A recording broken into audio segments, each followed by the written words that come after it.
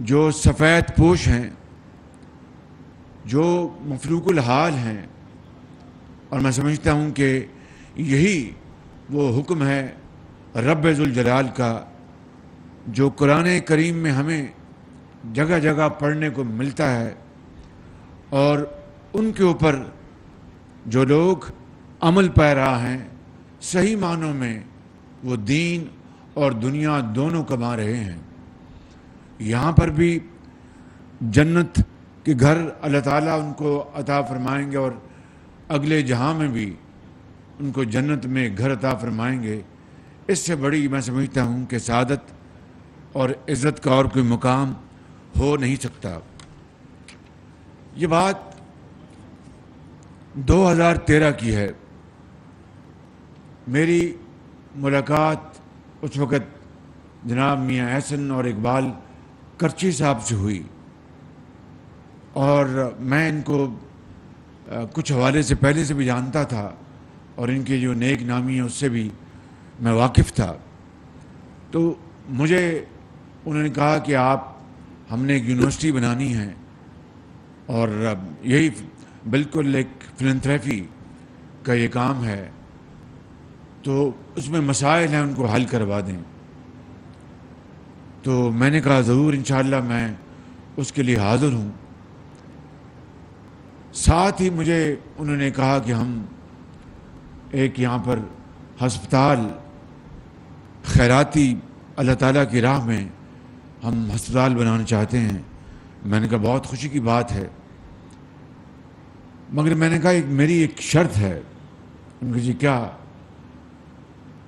میں نے کہا کہ 2010-11-12 کے سیلاب میں 2010-11 کے سیلاب میں ترکی کے جو اس وقت وزیر اعظم تھے اور آج صدر ہیں جناب طیب اردوان نے 60 بیڈ کا مظفر گڑھ میں جو سیلاب کے دنوں میں ڈوبا ہوا تھا مکمل طور پر، ڈیرہ غازی خان اور دوسرے علاقے، سیلاب میں اتنی تباہی تھی کہ بیان نہیں کر سکتا آدمی۔ آج بھی جب وہ تصور دماغ میں دل میں آتا ہے تو آدمی کانپ جاتا ہے۔ تو میں نے کہا میں اس ہسپتال کو دیکھ کے آیا ہوں، وہ 60 بیڈ کا ہسپتال ہے لیکن اسٹیٹ آف دی آرٹ ہے۔ پورے پاکستان میں شاید آغا خان ہسپتال اس کے ہم پلہ ہوگا، یا اور شوکت خانم اس کے ہم پلہ ہوگا، یا اور کوئی بہت جو صاحب حیثیت لوگوں نے اس طرح کے خیراتی ہسپتال بنائے ہیں وہ ہم پلہ اس کے ہوں گے۔ لیکن اس طرح کی جدید مشینری یا اور اس طرح کے ہسپتال میں نے پاکستان میں کہیں نہیں دیکھے۔ تو میں سمجھتا ہوں کہ اس ہسپتال کو چلانے کے لیے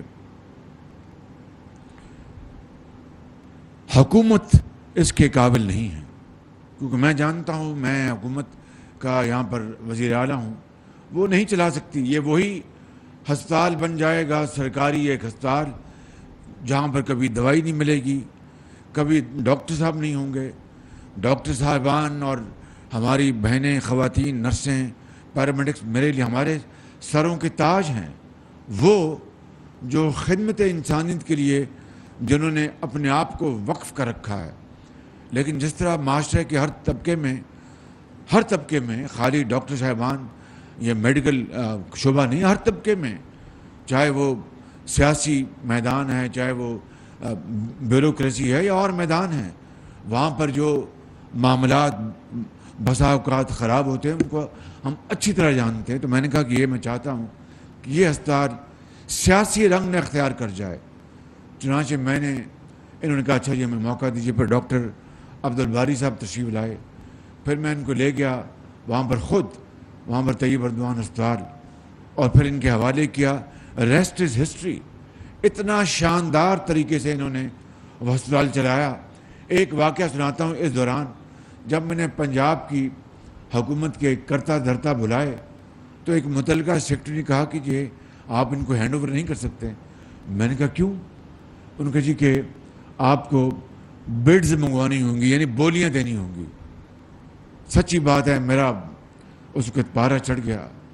میں نے اس کو کہا کہ یہ ہم کوئی دوائیاں منگوا رہے ہیں یا مشینری منگوا رہے ہیں یا کوئی ایسی آئٹم منگوا رہے ہیں جو کہ جہاں پر بولی دینی ہوگی اور تب سب سے کم بولی دینے والے کو یا سب سے اچھی مشین دینے والوں کو ہم شفاف طریقے سے کانٹریکٹ اوارڈ کریں گے. یہ تو ریورس آرڈر میں بات کر رہا ہوں. ان کے کیا مطلب ریورس آرڈر؟ میں نے کہا یہ تو ہم دے رہے ہیں ایسے ادارے کو جو کہ ایک دھیلے کی نہ ہم سے تنخواہ لینا چاہتا ہے. وہ ہم سے صرف جو اس وقت حکومت کا خرچہ ہے ایسے ہسپتالوں کو چلانے کے لیے جہاں پر دوائیاں حکومت دیتی ہے اور دوسری جو طبی سہولتیں دیتی ہیں وہ خرچہ وہ بجٹ وہ چاہے گا. اس کے علاوہ تو وہ کچھ نہیں ہم سے چاہتے. تو اس میں بولی کہاں سے آ گئی؟ آپ یہ کہہ رہے ہیں مجھے کہ اس یعنی جو خیراتی اسپتال جو ترکی نے بنا کے دیا اس کے اوپر بولی لگاؤں کہ سب سے زیادہ جو ہمیں آمدن دینے والا بولی والا اس کو دیں. میں نے کہا یہ مطلب آپ کا؟ وہ پھر چپ ہو گئے. میں نے کہا یہ بات خدا کا نام مانے کہ آج ہم نے ایک بسم اللہ کی ہے کہ ایسے ہسپتالوں کو ہم ایسے اداروں کے حوالے کر دیں جن کا پورے پاکستان میں نہیں دنیا میں جن کا نام ہے اور کوئی انگلی ان کے اوپر نہیں اٹھا سکتا. مثال کے طور پر ڈاکٹر باری جو انڈس کے انچارج ہیں. تو میں نے کہا آپ کہتے ہیں کہ ڈاکٹر باری کو میں کہوں کہ بولی دیں مجھے اور میں حکومت پنجاب میں سب سے زیادہ بولی دینے والے پیسے اس کی جیب میں آئیں. میں نے کہا کچھ خدا کا خوف کریں, کچھ اللہ کو مانیں اور اس جو دکھی انسانیت ہے اس کے اوپر رحم کریں, ترس کریں. وہ آدمی بہرحال خاموش ہو گئے. میں نے پھر اپنا جو میری عادت ہے میں نے اپنا ڈنڈا چلایا میں نے اور میں نے ہسپتال ان کے حوالے کر دیا. میں نے اس کے بعد وہ ہسپتال ہم نے 120 بیڈ کا ہم نے اس میں توسیع کی. اتنا پھر انہوں نے وہاں پر جو آرتھوپیڈک وہاں پر سینٹر بھی بنایا انہوں نے, یہ انڈس ہسپتال والوں نے. اور وہ پورے اس علاقے میں وہ اتنا مصروف ہسپتال ہو گیا کہ میں آپ کو بتا نہیں سکتا. اور میں نے یہ کہا کہ یہ ہسپتال جو ہے اب شاید لاہور سے لوگ یہاں مظفر گڑھ آئیں گے, اتنی شاندار یہ فیسلٹی ہے. پھر میں نے وہاں پر ہم نے 250 بیڈ کا ایک نیا ہسپتال اس کی توسیع کی حکومت پنجاب نے اپنے وسائل سے, اور اس میں اربوں روپے اس میں خرچ ہوئے. نام جو ہے اس کا پھر بھی ہم نے اس کا طیب اردوان ہسپتال رکھا کہ اللہ تعالیٰ کا بھی حکم ہے کہ اگر تم کسی انسان کے تم احسان مند نہیں ہو تو میرے احسان مند تم کس طرح ہوگے. تو میں نے کہا یہ تختی ہم نہیں بدلیں گے اور طیب اردوان کا نام رہے گا اور یہ صدقہ جاریہ ہے. اور پھر اس کو میں نے خود سمجھیے کہ اپنی سپرویژن میں اس کو تعمیر کروایا. کئی مرتبہ میں ملتان جاتا تھا تو چپکے سے بغیر بتائے وہاں پر مظفر گڑھ اترتا تھا اور وہ ایک 250 بیڈ کا ہسپتال دن رات اس کو اپنے لگا کے آپ جائیں تو ایک اسٹیٹ آف دی آرٹ ہسپتال ہے وہ بنایا. اس کو ہم نے مکمل کیا اور پھر وہ بھی ان کے ہم نے حوالے کر دیا. اس کے بعد لاہور میں کانا میں ہسپتال بنایا نیا. وہ بھی انہوں نے مجھے کہا جی آپ ہم پہ بہت لوڈ ڈال رہے ہیں, یہ تو مناسب نہیں ہے. میں نے کہا اگر آپ لوگ اس کو لوڈ سمجھتے ہیں تو میں اس کو کسی طریقے سے بانٹ سکتا ہوں, لیکن اچھے لوگ اگر آگے آئیں گے تو یہ لوڈ ان کو بھی ہم حوالے کر دیں گے. لیکن ابھی آپ نے یہ ماڈل بنایا, یہ ماڈل اب آگے اس کو رواج پانے دیں, اس کو فروغ اس کو ہم دیتے ہیں تاکہ سب کو ترغیب ہو کہ پاکستان کے اندر اگر ہم نے منافع بھی کمانا جو آپ کا حق ہے تو اپنی جیب سے خدا کو راضی کرنے کے لیے خرچ بھی کرنا ہے جو ہمارا فرض ہے. تو پھر اس کے اسی حوالے سے انہوں نے کہا اچھا جی ٹھیک ہے ہم کر لیتے ہیں. پھر میں نے کانا کا ہسپتال ان کے حوالے کیا, سبززار کا ہسپتال ان کے حوالے کیا. پھر وہاں پر برکی میں جو زچا بچا کا ہسپتال وہ سب سے پہلے وہ ان کے حوالے کیا. پھر میں نے منامہ میں ایک ہسپتال بنایا بارڈر کے قریب, وہ ان کے حوالے کیا. رائے ونڈ میں ہسپتال جو چل نہیں رہا تھا وہ ان کے حوالے کیا. تو میرے بزرگوں بھائی اور بہنوں یہ ہے وہ رشتہ, یہ ہے وہ رشتہ اخلاص کا اور عوام کی ترقی اور ان کی بہبودی کا, ان کے علاج معالجے کا, جس نے ہمیں بہت وہ قریب لے آئے ہمیں. اور میں سمجھتا ہوں کہ یقین کر لیں کہ آج یہ ہسپتال جو انہوں نے بنایا, میں نے جو مظفر گڑھ میں 250 بیڈ کا ہسپتال بنایا تھا, میں نے جو کانٹریکٹر تھا ڈیزائن تھا میں نے شرط رکھی تھی کہ باہر لال اینٹ ہوگی، کوئی پتھر نہیں ہوگا، کہ پتھروں سے اپنے قومیں نہیں بنتی، ماربل سے قومیں ترقی نہیں کرتی، وہ کرتی ہیں محنت، دیانت اور امانت اور ماڈرن نالج اور ٹیکنالوجی سے۔ تو میں نے وہاں پر کہا کہ وہاں پہ باہر اینٹ لگے گی جو ریڈ برک ہے، جس کو مغلیہ برک بھی آپ کہتے ہیں، اندر بہترین سہولتیں ہوں گی، موسٹ ماڈرن گیجٹریز، اور وہاں پر مشینیں، سی ٹی اسکین اور یہ تمام چیزیں۔ وہ الحمدللہ ہماری حکومت کے آخری عام میں ہسپتال مکمل ہوا، میں نے اس کا افتتاح بھی کیا، وہ بھی پھر ہم نے ان کے حوالے کیا، اور یہ لاہور میں ہسپتال جو یہ چلا رہے ہیں، تو یہ صدقہ جاریہ ان کی طرف سے، ان میں سے کوئی تنخواہ نہیں لیتا، وہ صرف جو بجٹ ہے حکومت پنجاب کا، اس کا استعمال جو ہے وہ انتہائی شفاف اور غریب آدمی تک پہنچتا ہے۔ میں سمجھتا ہوں کہ اس ماڈل کو آج انہوں نے عملی شکل دی ہے، اور اربوں روپے جو انہوں نے اپنی محنت سے کمائے ہیں، اربوں روپے انہوں نے ڈونیٹ کیے ہیں۔ تو میں سمجھتا ہوں کہ یہ پاکستان کی، یقین کر لیں، جس طرح کراچی میں، کوئٹہ میں، پشاور میں جو لوگ عظیم ہستیاں ہیں جو اپنے رزق حلال سے اللہ تعالیٰ کی راہ میں، تعلیم کے میدان میں، علاج کے میدان میں کروڑوں اربوں روپے خرچ کرتے ہیں، آج میں سمجھتا ہوں کہ یہاں پر ان دوستوں بھائیوں نے بنیاد ڈالی ہے، اور انہوں نے جو رقوم جو کنٹریبیوٹ کی ہیں، میں ان کو آپ کو پڑھ کے سنا دیتا ہوں، تاکہ پھر آپ کو اس کا علم بھی ہو، اور ساتھ ساتھ اس کی پھر ترغیب ملے۔ یہی اللہ کا حکم ہے کہ آپ اپنی نمائش نہ کریں، لیکن بعض اوقات آپ کو یہ بتانا پڑتا ہے کہ دوسروں کو ترغیب ملے، وہ انسپائر ہوں، ان کو یہ اپنا حوصلہ ملے کہ بھئی ہم بھی اس نئے کام میں آگے بڑھیں گے۔ تو جن لوگوں نے یہاں پہ بنیاد رکھی، ان میں جناب اقبال کرچی صاحب کی، ان کی پوری فیملی، جناب جاوید ارشد بھٹی صاحب اور جناب میاں محمد احسن صاحب، یہ فاؤنڈرز ہیں اس ہسپتال کی۔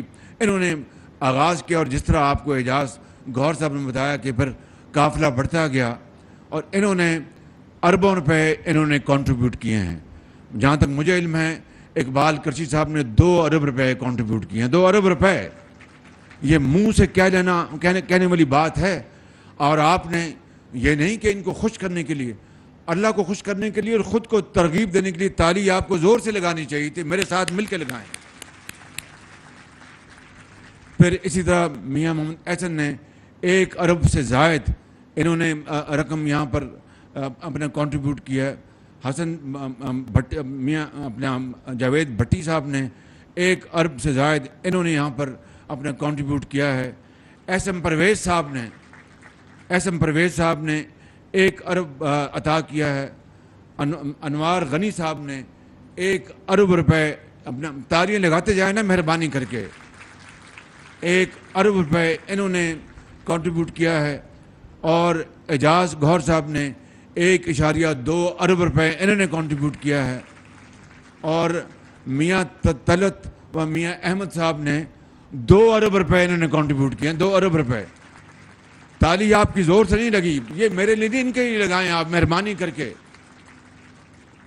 فیصل آفریدی صاحب نے الحمدللہ، کہاں ہیں فیصل صاحب جی، انہوں نے کیا تو 1 ارب ہے، مگر یہ 10 ارب کر سکتے ہیں، یہ بات پکی میں بتا رہا ہوں آپ کو، یہ 10 ارب کر سکتے ہیں۔ تو جس طرح میں نے اس دن اسپتال کا افتتاح کیا تھا، جناب وہ سلیم صاحب نے جو میاں منشا کے بھانجے ہیں، تو میں نے کوئی مذاق سے بات نہیں کی تھی، میاں منشا کو اللہ تعالیٰ نے بہت کچھ عطا فرمایا، تو میں نے کہا تھا کہ میاں صاحب اگر آپ اس طرح کے پاکستان کے 4 صوبوں میں 4 ہسپتال بنا دیں گے تو 8-10 ارب روپیہ، تو آپ کی تو جو اللہ نے آپ کو جو دولت دی ہے وہ تو ایک قطرے کے برابر نہیں ہے، تو آپ یہ اپنی زندگی میں کام کر جائیں گے تو صدقہ جاریہ ہوگا۔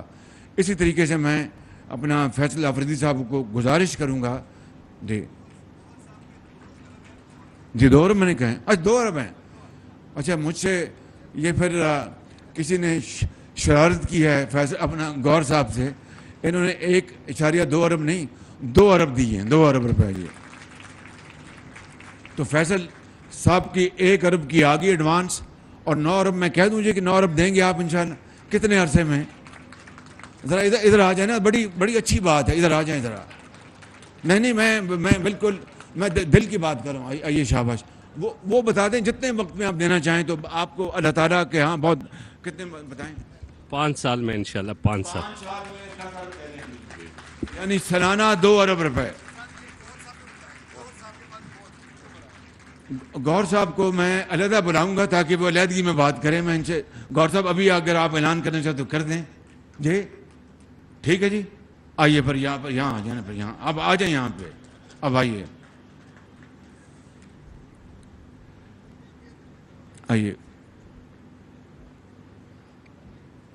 آپ اپنے منہ سے اعلان کریں. 5 سال میں آپ کو ہماری طرف سے کمٹمنٹ ہے وزیر اعظم صاحب کو اوپن چیک کی, کسی فکسڈ اماؤنٹ کی نہیں, اور ہم ہر جگہ وزیر اعظم صاحب کے ساتھ کریں. It's an open check. 2 ارب روپے ہم انڈس ہاسپٹل نہیں, میں اوپن چیک نہیں کلوز چیک چاہتا ہوں.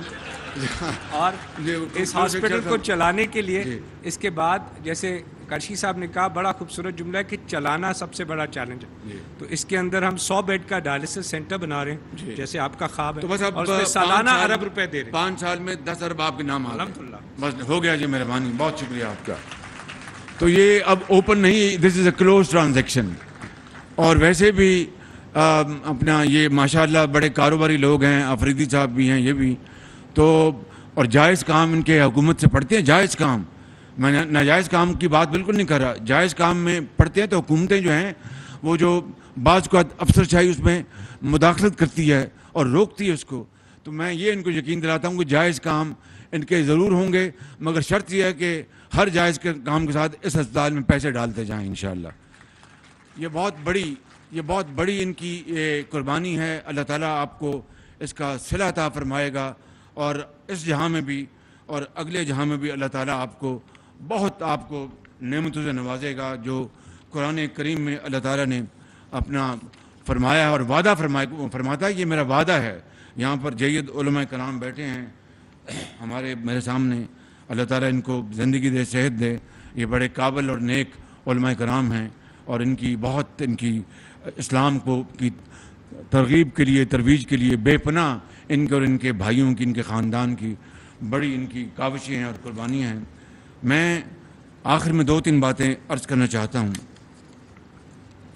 ایک یہ کہ چونکہ یہاں پر زیادہ کاروباری دوست یہاں بیٹھے ہیں, آج مجھے اپنا 5 سال بعد ڈاکٹر صاحب بھی ان کی مجھے ملنے کا مجھے موقع ملا ہے. ڈاکٹر صاحب بیٹھے ہیں, یہ میں ان کو ہمیشہ کہتا ہوں کہ ایک فرشتہ صفت انسان ہے. آئیے ڈاکٹر صاحب ذرا ادھر آ جائیں.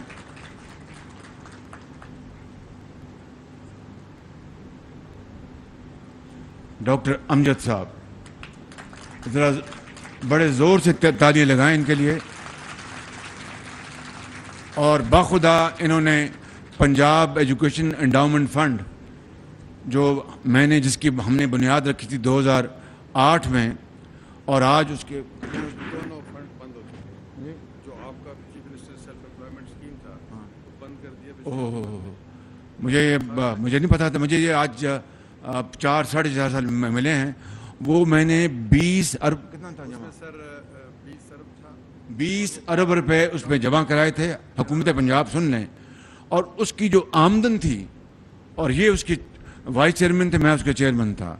آپ یقین کریں کہ لاکھوں غریب بچوں اور بچیوں کو, 4,80,000 بچوں اور بچیوں کو, جو ان میں سے کئی ہزاروں یتیم بچیاں جن کے سروں پر کوئی دست شفقت رکھنے والا نہیں تھا, ان بچوں اور لاکھوں بچوں اور بچیوں کو صرف ایک شرط تھی کہ وہ محنتی اور ذہین.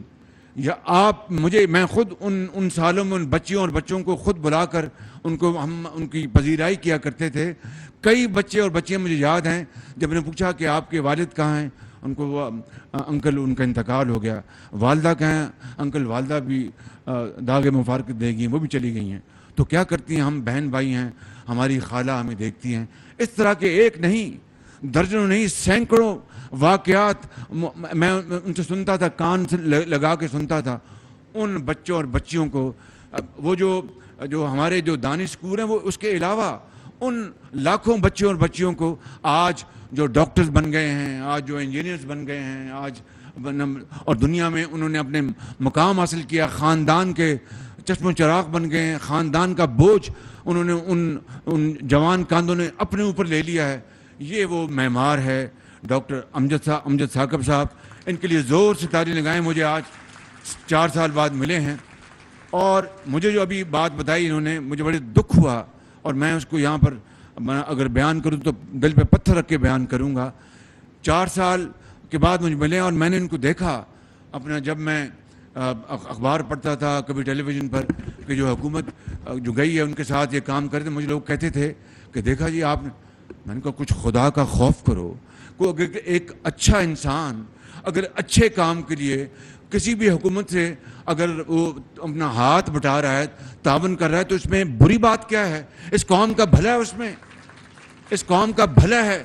اگر اچھے لوگوں کو کوئی بھی حکومت استعمال کرتی ہے تو اس میں کوئی سیاسی رنگ نہیں ہونا چاہیے, جو بھی کرچی صاحب نے کہا. لیکن مجھے جو دکھ ہوا ہے جس بات کا, یہ فرما رہے ہیں کہ وہ فنڈ حکومت نے, پچھلی حکومت نے بند کر دیا. اس کا بڑا مجھے دکھ ہے. میں آج ہی وزیر اعلیٰ اسکیم جو تھی آپ کی بغیر سود کے جی وہ بھی بند کر دی, جو آپ نے 12 ارب. یہ اب بتا دیجیے ذرا آپ اپنے, بڑا دکھ ہوا مجھے. یہ وزیر اعلیٰ بلا سود کردہ اسکیم جو چیف منسٹر صاحب نے 2001 میں 1 ارب سے شروع کی, جو ان امپلائڈ لوگ تھے, اور وہ 12 ارب پہ پہنچ گئی. پچھلے 3.5 سال سے اس اسکیم کے تمام تر فنڈنگ بند کی جا چکی. صرف وہ تمام کے تمام پیسے مسجد میں بیٹھ کر دیے گئے, اور اس میں ایک شخص بھی ایسا نہیں جس کو سیاست کی بنیاد پر پیسے دیے گئے ہوں, اور یا یہ پوچھ کے دیے گئے ہوں کہ کس قبیلے سے تمہارا تعلق ہے.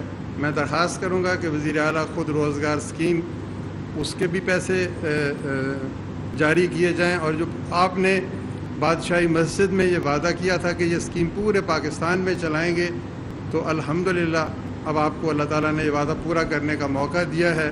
تو درخواست یہ ہے کہ اس کو پورے پاکستان میں بھی چلائیں انشاءاللہ. اب یہ مجھے تو یہ 4 سال بعد ملے ہیں, 3-4 مرتبہ انہوں نے کوشش کی مجھے ملنے کی. میں نے خود ان کو آج بتا رہا ہوں, ان کو میں نے نہیں بتایا, میں ان کو نہیں ملا کہیں اس حکومت کے ذریعے عطاب نہ آ جائیں. لیکن کہ مجھے کیا علم تھا کہ مجھے ملے بغیر ان کی تمام اسکیمیں بند کر دی گئیں. انشاءاللہ ڈاکٹر صاحب آپ تشریف رکھیں, آج ہی تمام اسکیمیں جو ہیں وہ دوبارہ ریوائٹلائز ہوں گی انشاءاللہ. اس میں دیر نہیں لگے گی. اور مجھے اس کا علم نہیں تھا, یہ جو باتیں بتائیں اس کا یقیناً دکھ ہوا. وہ ان بچوں اور بچوں کا کیا قصور ہے جو یتیم گھرانوں سے جن کا تعلق ہے, جن کا تعلق غریب گھرانوں سے تعلق ہے, جو مفلوق الحال ہیں, جو سفید پوش ہیں. حضرت بیٹھے ہیں, سفید پوش کی تعریف یہ ہے کہ وہ تنگ دست ہوتا ہے, کسی کے آگے ہاتھ نہیں پھیلاتا. یہ وہ لوگ ہیں, لاکھوں نہیں کروڑوں. ان کے لیے آج یہ اسکیمیں بند کر دینا اور سیاست کی نظر کر دینا, یہ ہے کرچی صاحب آپ کی خدمت میں جواب. مجھے نہیں پتا تھا کہ یہ معاملہ اس طرح کا ہے. میں آپ سے 100% میں اتفاق کرتا ہوں. اسی لیے میں نے اپنی تقریر میں بھی, کل میں تھا وہاں پہ پرسوں سٹاف کالج کوئٹہ میں, وہاں پر میں نے افسروں اور جوانوں کو میں نے موقع ملا خطاب کرنے کا. میں نے وہاں پر کہا اور میں یہ بات آج پھر یہاں دہرانا چاہتا ہوں, we must have grand dialogue. ہمیں گرینڈ ڈائلاگ کرنا ہوگا, بات چیت کرنی ہوگی. تمام جو سٹیک ہولڈرز ہیں مل کر اگر ہم نے اس پاکستان کو آگے چلانا ہے, اور اس ڈائلاگ کا جو آپ نے فرمایا کہ صنعت اور صحت اور تعلیم کے اوپر کوئی کمپرومائز نہیں ہونا چاہیے, میں نہ صرف آپ سے 100% اتفاق کرتا ہوں. اس گرینڈ ڈائلاگ کا مقصد ہی یہی ہے کہ وہ ایریا صنعت کے ساتھ آپ اگر زراعت کو بھی ایڈ کر دیتے تو اور کمپریہنسو ہوتا. لیکن آپ نے بات پتہ کی کر دی. اس میں آئی ٹی انفارمیشن ٹیکنالوجی بھی اور شعبے ہیں جس میں یہ ملک جو ہے وہ بہت آگے بڑھ سکتا ہے. وہ گرینڈ ڈائلاگ اس کی اس وقت اشد ضرورت ہے کہ کوئی حکومت آئے یا جائے, یہ جو ایریاز ہیں اس کے اوپر کوئی ہاتھ نہ لگا سکے اور وہ ملک آگے بڑھتا رہے. تو آپ نے جو بات کی یہ بات آپ نے سن لی. میں یقین کریں کہ یہاں پر میں کوئی سیاست کی بات نہیں کرنا چاہتا, لیکن دکھی دل سے کہتا ہوں بغیر نام لیے اس حکومت کا کہ PKLI Pakistan kidney liver institute جو 20 ارب روپے سے بنا اور دنیا کا اس خطے میں نہیں دنیا کا ایک مائع ناز ہسپتال بنا جہاں پر کڈنی اور لیور کی ٹرانسپلانٹ اور تمام ان کے جو متعلقہ جو ان کے پروسیجرز ہیں علاج غریب آدمی کو فری بنانے کے لیے ہم نے نہ صرف اپنے دور میں مکمل کیا. خواجہ سلمان رفیق صاحب بیٹھے ہیں, انہوں نے, ان کی ٹیم نے, افسروں نے, ڈاکٹرز نے دن رات, بورڈ آف گورننس نے, وہ اپنے ڈاکٹر سعید اختر جو چیئرمین تھے, جب حکومت بدلی ان کو اٹھا کے باہر پھینکا, ان کو بے عزت کیا. اور وہ عملہ جو کوئی امریکہ سے آیا تھا, کوئی یورپ سے آیا تھا, پاکستانی, عظیم پاکستانی جو ملین ڈالر کی وہاں پر تنخواہ لے رہے تھے, وہ اپنی تنخواہ چھوڑ کے آئے, اپنے وہاں پر سارے رشتے توڑ کے آئے کہ ہم جائیں پاکستان. اور دکھی انسانیت, چاہے اس کا تعلق پشاور سے ہے یا کراچی سے ہے یا کوئٹہ سے ہے یا ڈیرہ اسماعیل خان سے ہے یا وہاڑی سے ہے یا کسی اور جگہ سے ہے, وہاں جا پر غریب لوگوں کا ہم علاج کریں.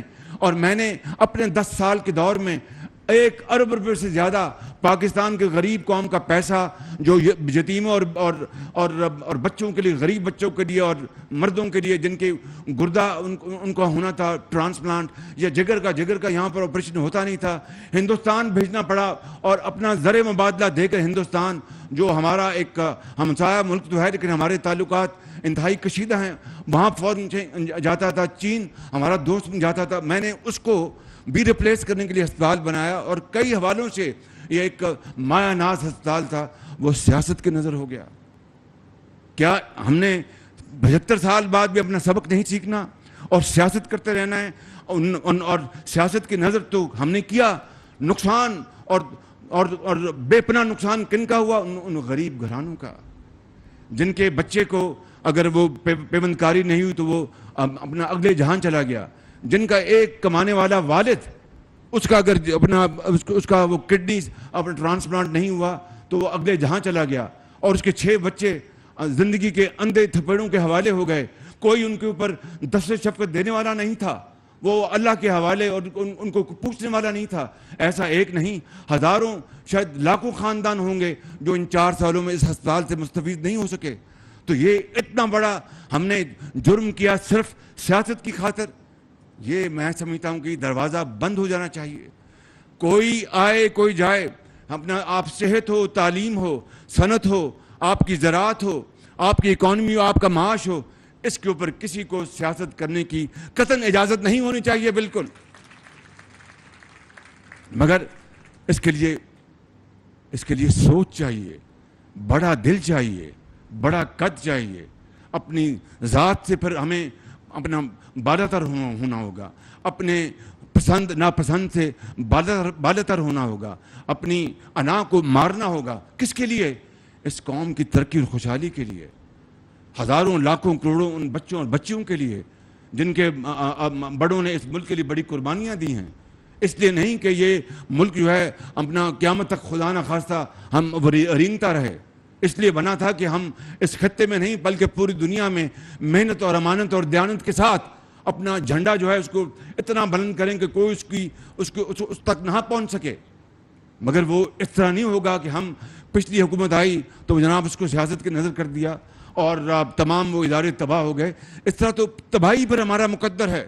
اگر ہم نے اس کو بدلنا ہے, تقدیر کو بدلنا ہے, تو پھر وہی تقدیر کو بدلنے کے لیے جو اقبال کہتا ہے تو پھر اسی جو اس کا جو ویژن ہے اس کو فالو کریں. مجھے انتہائی خوشی ہے کہ آپ نے یہاں پر اینٹ لگائی ہے, باہر اندر آپ نے اربوں روپے کی مشینری لگائی ہے. یہ ہے طریقہ زندگی میں زندہ رہنے کے لیے, اور کوئی طریقہ نہیں ہے. پتھروں سے اگر ماربل سے اگر دنیا بننی ہوتی تو پھر ہمارا پاکستان, میں نے ترکی میں کہا کہ اگر ماربل سے اور ماربل کو اردو میں کیا کہتے ہیں, سنگو خش ہے نا جی, چلو سنگو خش سے ہی, کہ سنگو خش سے ہوتے نہیں جہاں پیدا. اگر سنگو خش سے جہاں پیدا ہونے ہوتے تو پھر پاکستان تو دنیا کا سب سے بڑا ملک ہوتا, جہاں پر مابل کے اسلام آباد میں, کراچی میں, لاہور میں, پشاور میں, کوئٹہ میں محلات ہیں, اور خلق خدا جو ہے ان کو ایک وقت کی روٹی کو ترستے ہیں.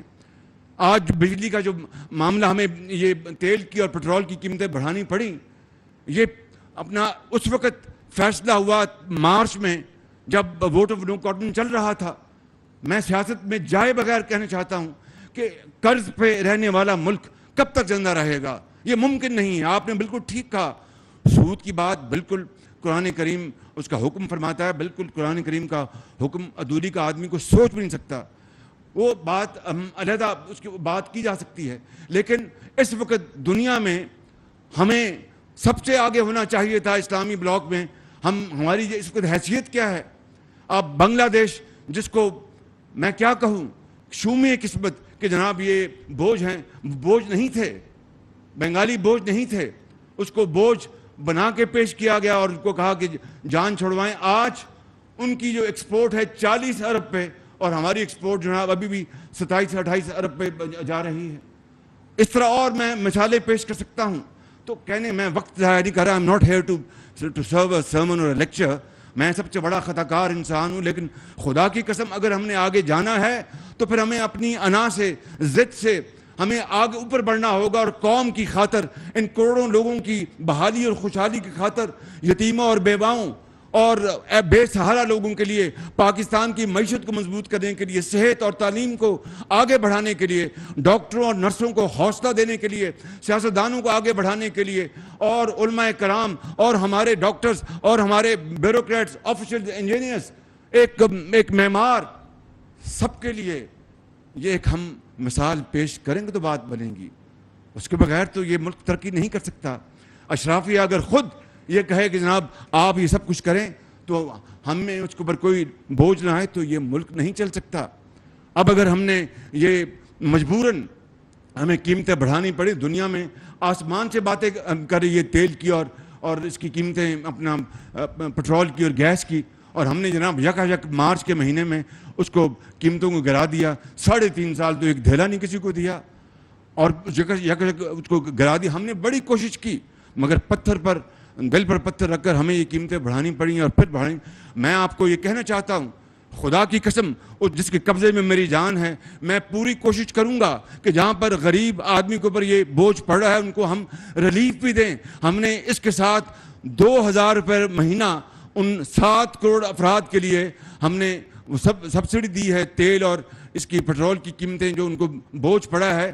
اور جو بے نظیر صاحبہ انکم سپورٹ پروگرام میں ڈیٹا اویلیبل ہے، وہ بڑا شفاف ڈیٹا ہے، 90% زیادہ وہ شفاف ڈیٹا. ان کے تحت ہم 7 کروڑ عوام کو 2000 روپے مہینہ ہم دیں گے انشاءاللہ.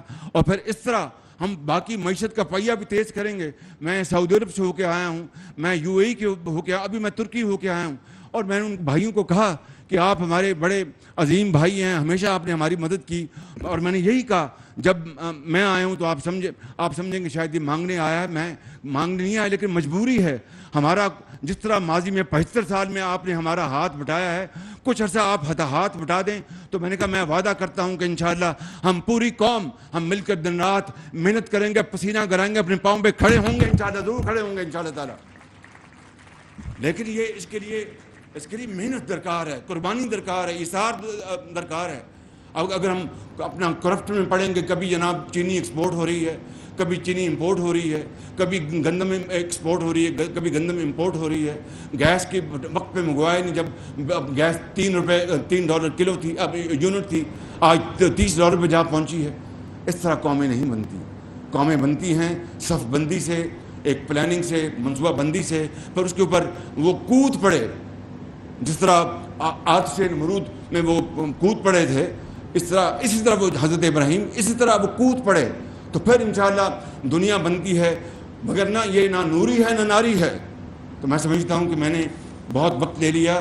ابھی یہاں پر بات ہوئی تھی کہ جناب ان کو ہم نے جو ٹرافیز نہیں دینی اور صرف ہم ان کی تصویریں کھنچوائیں گے. نہیں، یہ بہت انہوں نے عظیم کام کیا ہے.